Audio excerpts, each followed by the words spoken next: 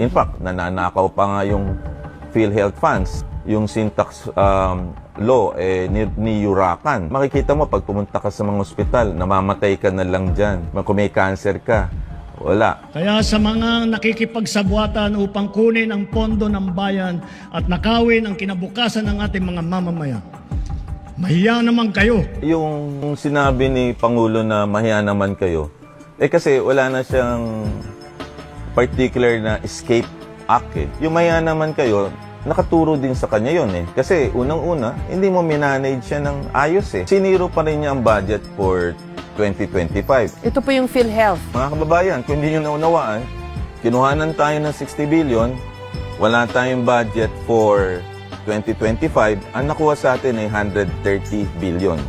Ngayon, walang nakakaalam no, na naisahan tayo ng gobyerno. Pera nyo yun eh.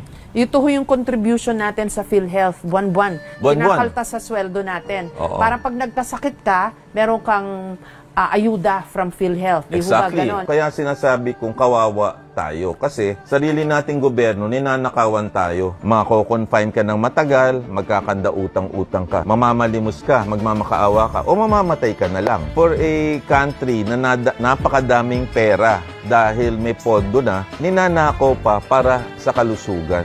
Matatandaang noong 2024, nadiskubre na meron daw 89.9 billion pesos na sobrang pondo ang PhilHealth.